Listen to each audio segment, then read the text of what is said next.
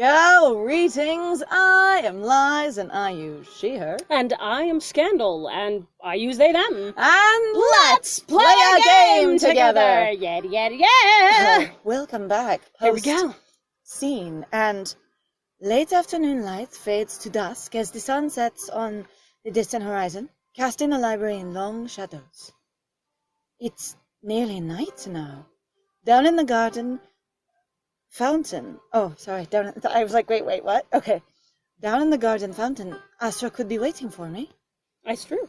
I spare one last glance at the library, and then lock the door once more, heading toward the sound of babbling water.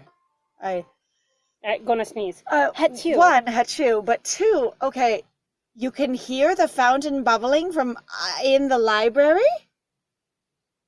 The fuck? From inside the castle in Elevated? the library. I think the library is upstairs, but it could be on the first floor. But even that, none of the windows are open as far as we know. And beyond that, it's way out in the garden, not right next to the castle. What? Also, again, so my thought here. So we're going to talk a little bit about the previous scene. The scene we didn't discuss a lot of it, but really quick. I have to say, what is it we were supposed to get out of that, and what is it that our main character did get out of that? That's was what I was that really ask. kind of like? Was that just for, quote, your titillation, or just to confirm what was already, actually, I would say pretty strongly implied, based on various tropes, that they were involved? And what I was going to say is, what does it... I want to focus more on what the MC was meant to learn.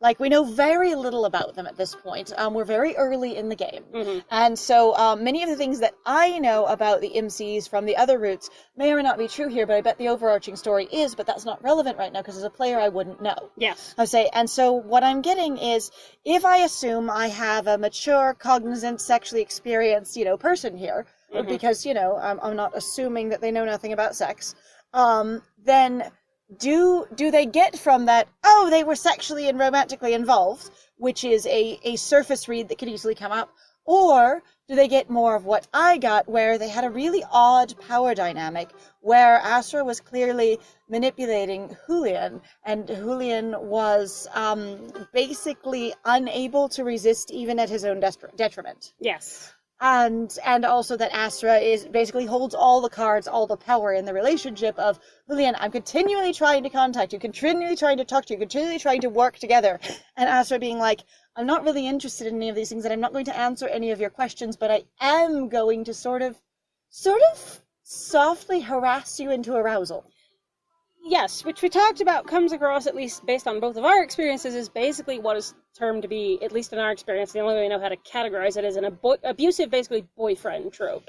Where they control you, whether it's subliminally by touching you when you talk. It's manipulative. It is a very manipulative experience, right? And the thing is our character supposed to go, oh, Asra can be really manipulative, and basically really strongly engage in what seemed to be unfair or unequal power dynamics? Or was it supposed to be, oh, they were involved and they did the do? Or what were we supposed to learn? Or that, I mean, even though it's like, they have had this relationship potentially before, and what happened is this time Asra goes, this time I cannot go all the way. Because to me it seemed like there was a different setup here, but that also seemed really strange because Julian seemed completely caught off guard.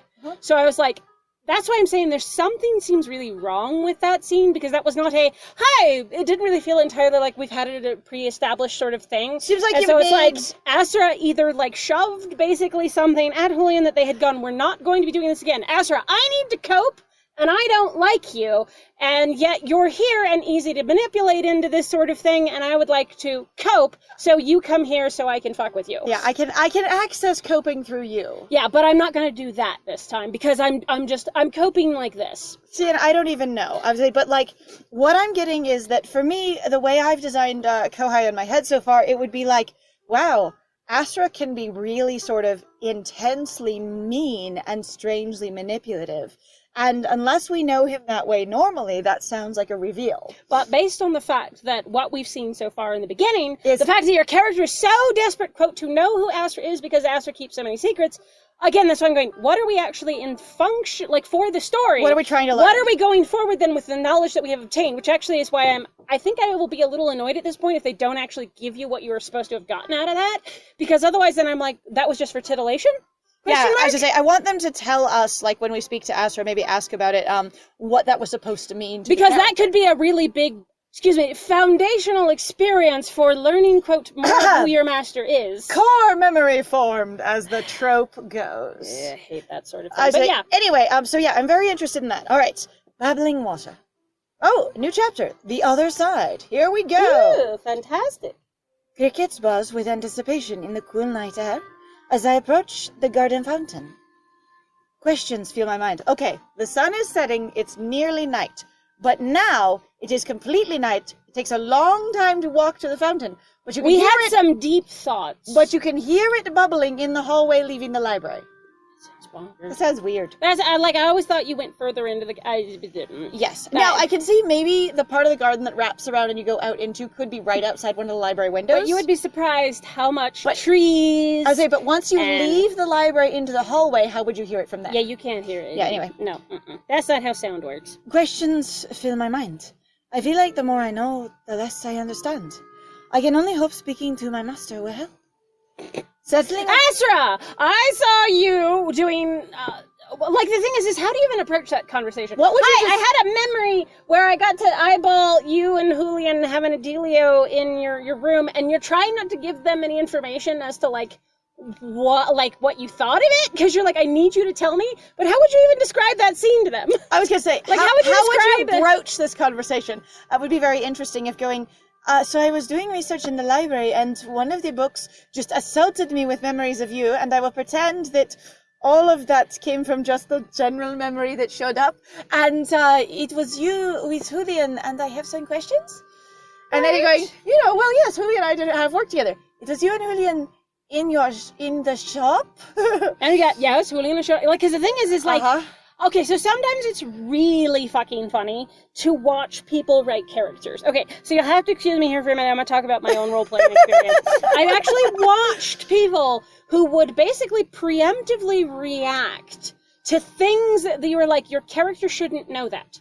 Right, that they would separate player character knowledge. Exactly, and it would be really strange. So, like a popular example that I could actually give you is from Jupiter Ascending, and we've actually talked about this one before, where there's a scene where the main character, she gets picked up by the main love interest, and she's never seen it before, and he captures her, and he's like, I'm keeping you here, and then suddenly, like, my friend and I were literally in the theater watching this thing for the first fucking time, and we looked at each other like, I'm like, did she just say what I thought she said? Because what happened is she immediately jumps from one idea to the other without them having either discussed it. He never even brought it up. Even his body language, the way that he was talking, he's like, I'm here to protect you. And she's like, where are you taking me? Or something like that. It was a very strange editing cut. Yeah, it was so jarring. It was really jarring. Like, it was like, but it's the trope. See, and what I was going to say is the thing that happens for me when I'm GMing, when there's player character knowledge, is problems. Because normally it's not a problem if your character doesn't behave completely pure, if you will. Oh, yeah. Because that's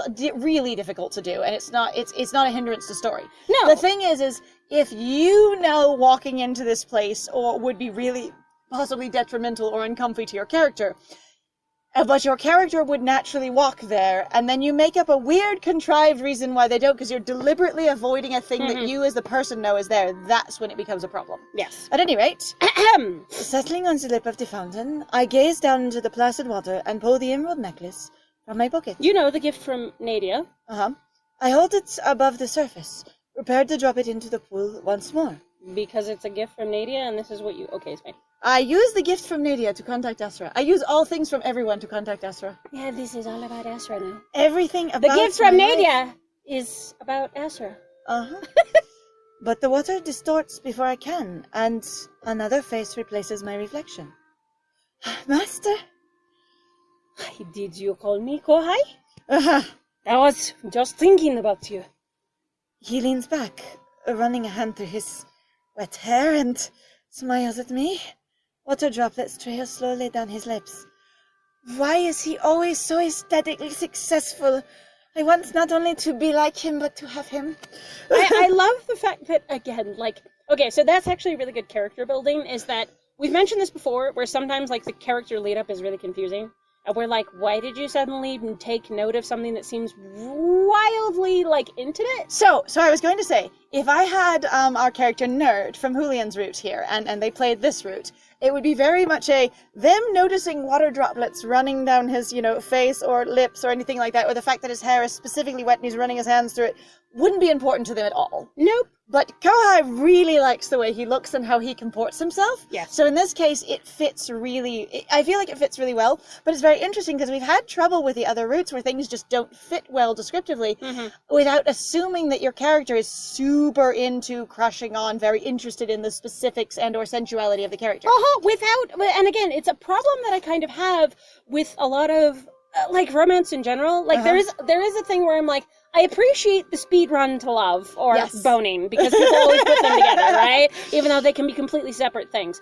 But it's also very frustrating because you're like, I initially picked this up because I thought it looked interesting. And then I was like, oh, I'm now invested in the relationship. How does this work? How does this end up? The kind of will they, won't they kind of thing. But you really how do they get to know each other? Yeah, and also going, you want to get to know them. And also your main character and how they work together, where they don't, where they have to compromise, blah, blah, blah, whatever. And it seems like a lot of romance stories that we've played really don't know how to do that because they're all terrified of still defining who, quote, you or your character or the character is that you're playing. And it's a twofold thing for me personally, where one, it seems like the idea of sort of speed run to love, even with a long game, if you will, it fails to do a lot of getting to know each other, and more is like bonding over intense circumstances you harrow through together. Yeah. And also I'm just profoundly attracted to them, so there's just a lot of, basically crushy, flirty, intense, fluttery scenes. But that's not really necessarily getting to know each other so much as just having a massive hormonal emotional reaction. At any rate... Have you been busy today? Faust looks like she's been put to her paces. Faust, I am flat. Or I am sleeping. Which is actually really funny, because Faust is like, how we end up here? Yeah, how did I get here? Faust followed you.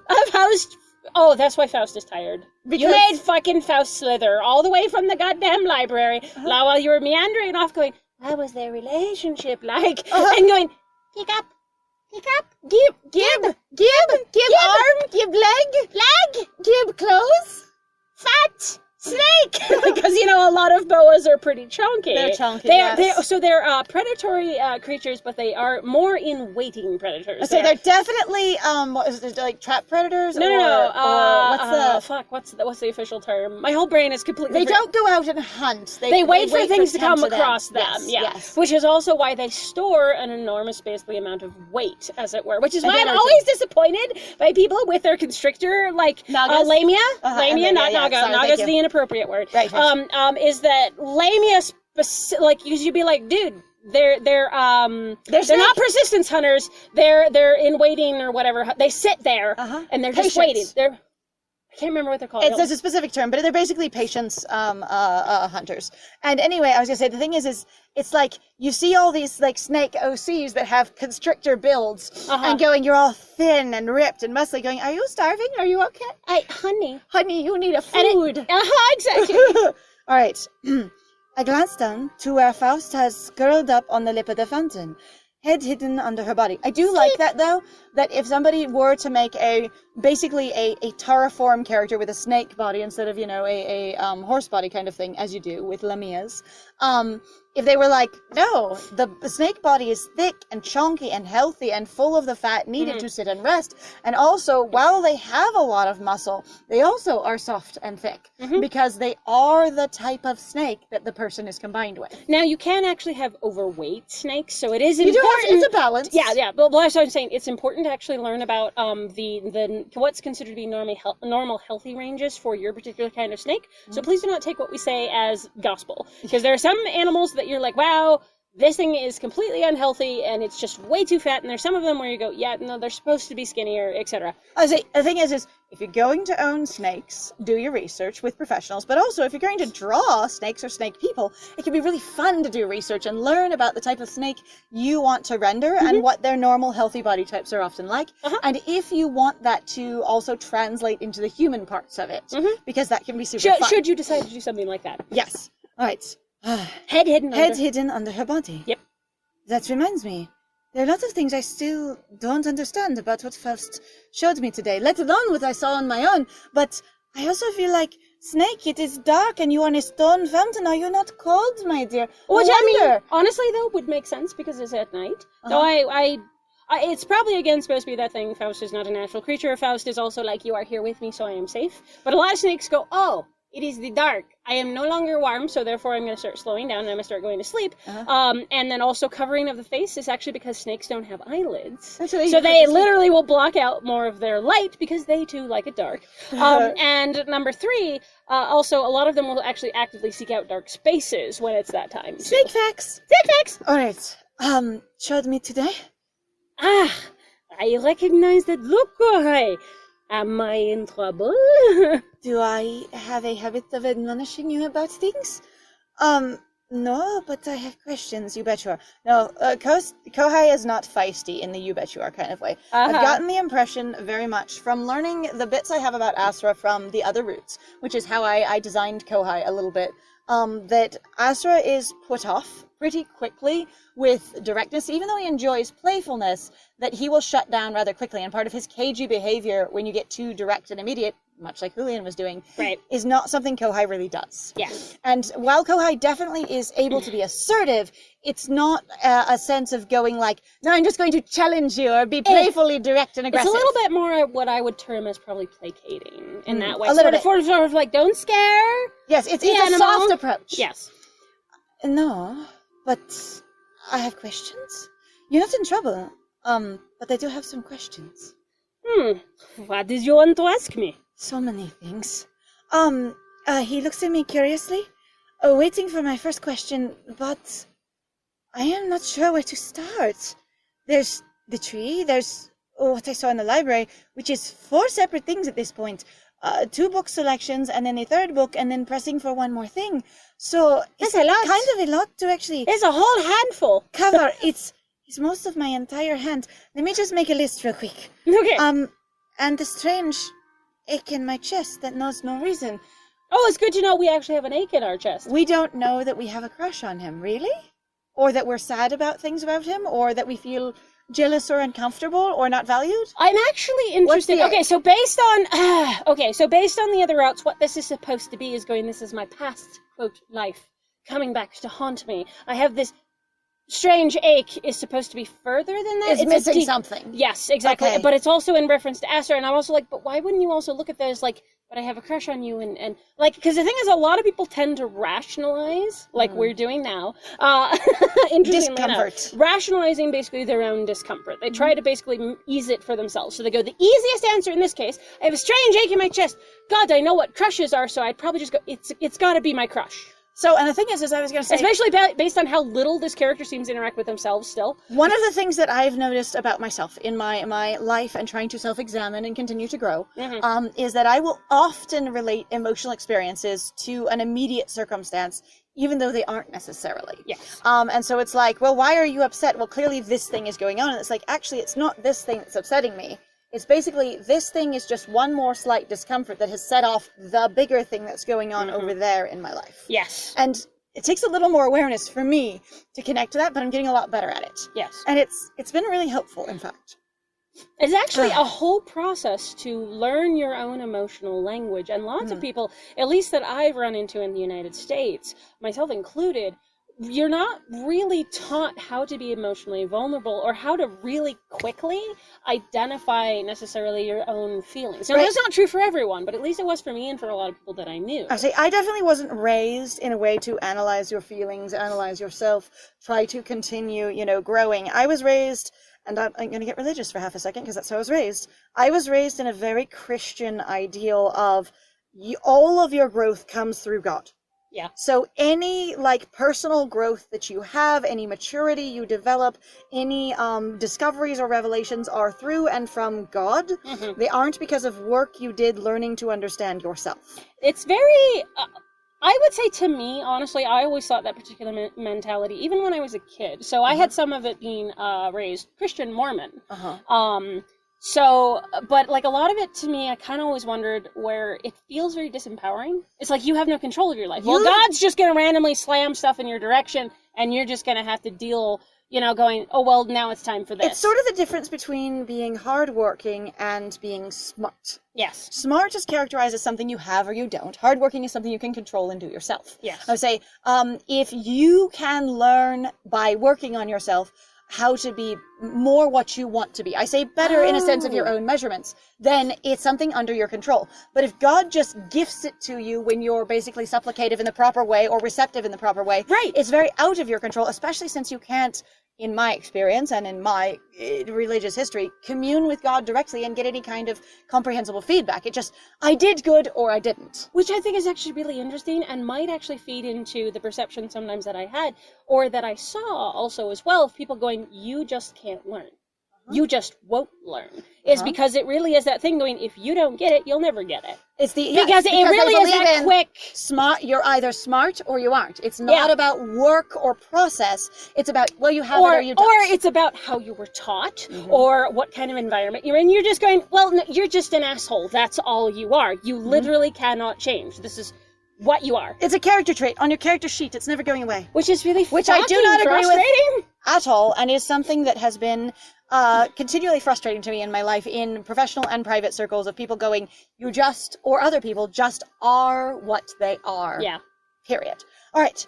And this strange ache in my chest that knows no reason. The pull that draws me to Asra even when I'm looking for something else. What is something else? In that case, though, well, in something else like I'm looking for, we don't know what our goals are in this case. Well, that's what I'm saying. Like, what is something else? It could literally be, I went to the kitchen for a snack, but all I'm doing is thinking about Asra. I was about to say, is this like I have to go potty? What Asra? Or it's the, I'm trying to go and get dressed for the day and my executive dysfunction is Asra? Yeah. And instead I sort of mooning and thinking about him. But, and I don't know that it's meant to be like that at all. But that's why I was like if the character direct really does have a crush on Asra, that they don't understand it. And I really wanted Kohai to understand. I know I like him. So I'm going to go from that pretense until it tells me I can't. Yes. You're looking very serious right now, Kohai. These must be important questions. Kohai scoops their long hair back up over their shoulders so they can think a little bit without draping into the water. They are. I'm just not sure where to start. I feel like sometimes Kohai thinks with their hands. Like I will either fiddle with my clothing or arrange something, or I need to hold a prop, or I'll just pull my hair back and sort of push it into place. Pet my hair. I'm just thinking, and not continually, but when they're trying to start something, it's a way to organize their thoughts with their body. Right. Yeah. All right. I'm just where to start. Why not start at the beginning? You say that, but I'm not sure where that is, and that's what is the problem. Except that apparently no instantly where the beginning is. Wait, never mind. Now that you put it that way. I can do it, because Asra told me. The beginning. It's as good as place of any, I guess. The tree?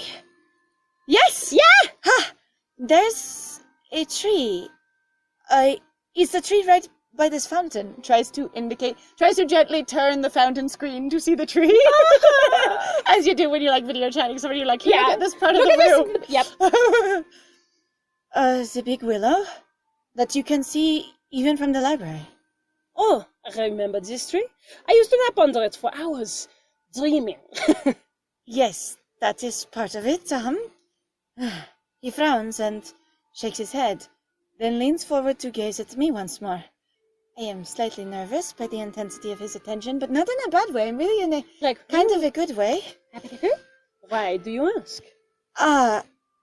It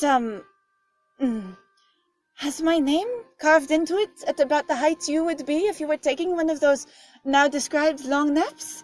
Because you would be laying on the ground, casually perhaps carving a root next to your face. Sort of perhaps dreamily, if I am being somewhat of a romantic about it. That? Oh, hello! Apparently we have a thing. Whoops. Sorry, guys. I don't know if it actually captured that or not, so who knows? It'll be hilarious. It could be very funny. I do have reminders. They're important to helpful organize your life. It does. It does. I'd forgotten about the name. I was so lost in those days. Did I forget too? We haven't talked about this. the gaping chasm of darkness in place of my past. This is one where you know something's missing. So again... So now this time, they're actually telling you, so if you were going to say that if you were going to play this route first, and again, if you were roughly going to be playing a similar background, I have to say awkwardly, because it does feel like a lot of stuff, like there's various things that have to be changed. Yes. But if you're starting from a basic premise, let's start there.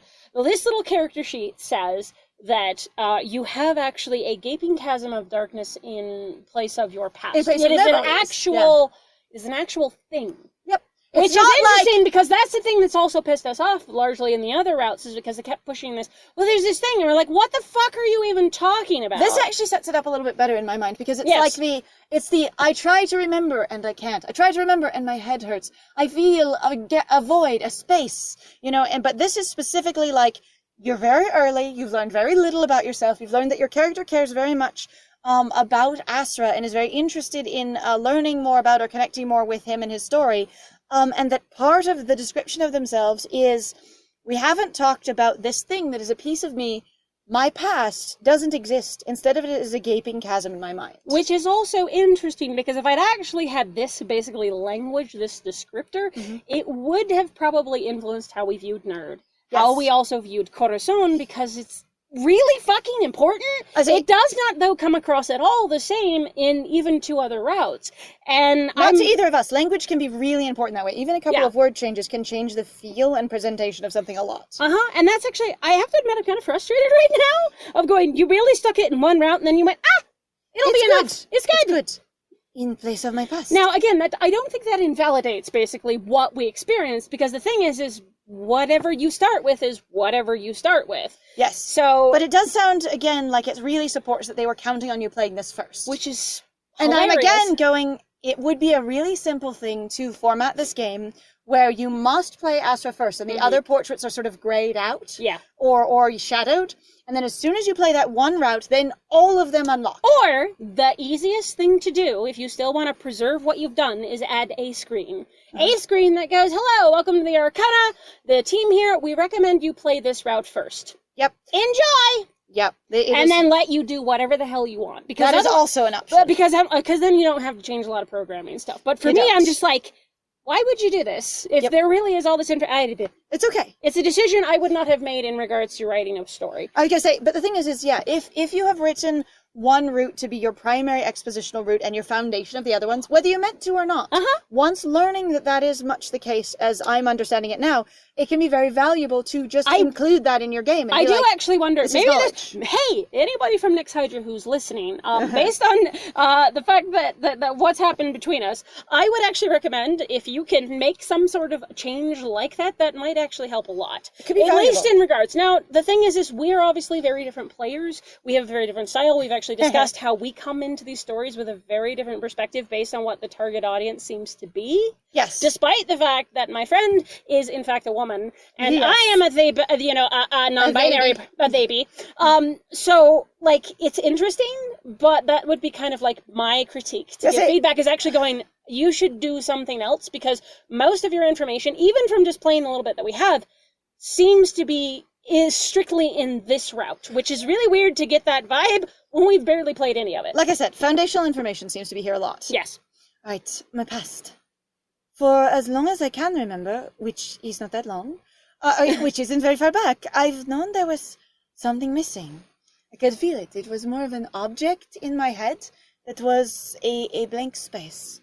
My first memories are of meeting Asra, and beyond that, hazy fog. Oh, this suggests something different. Oh shit, that's actually even more different than I have a darkness of a haze that is my past. It is, I meet Asra, darkness, and then I am here now.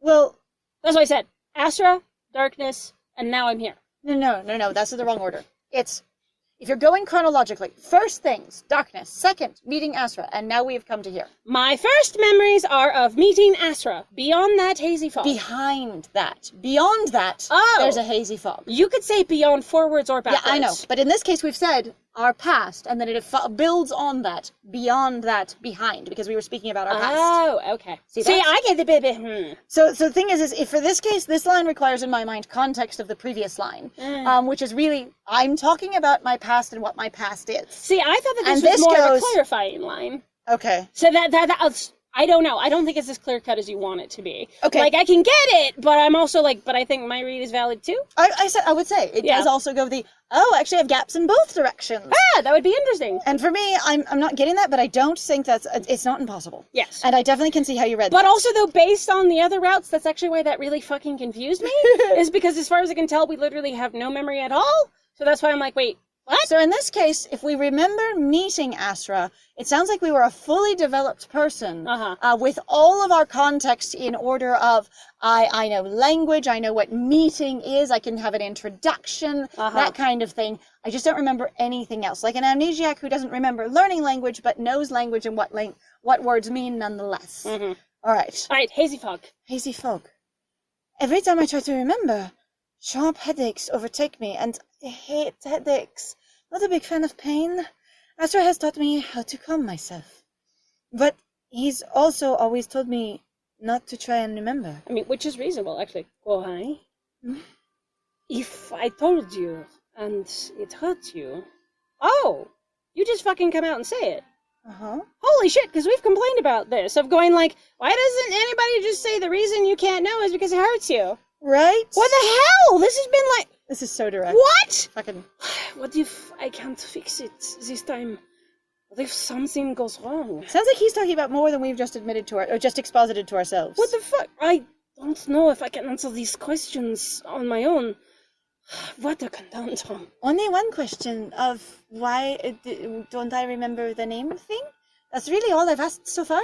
It's just... the name on the tree, do I not remember it? Actually, I was going to say that's quite a jump, but I think the thing is because Asra's like, we've had this conversation before, and I've actually explained it, and now I'm explaining it again, because maybe you forgot. Because it's important contextually this time. I'm calling back to a thing that is a consistent cycle in our interactions with each other. And in our relationship, whatever that is. Asra? I think we're ready now. Right now? Yes, we're ready. So we're going to have to be ready in the next one! So I thank you very much, everybody, for joining us. I am really conflicted about this route right now. I'm very interested and I'm excited about it. I'm curious, actually. But I'm also just like, why wasn't this in the other ones in such a clear fashion? Anyway, so yes, again, thank you very much for joining us. If you like what we do, please feel free to like, comment, subscribe, interact with the video, please. It actually does a lot for us in regards to YouTube algorithm. Please also feel free to go check out our Ko-Fi, Patreon, and our lovely Twitch. We would love to see you there. And I have been Scandal. And I have been Lies. And it was great playing with you. Bye-bye!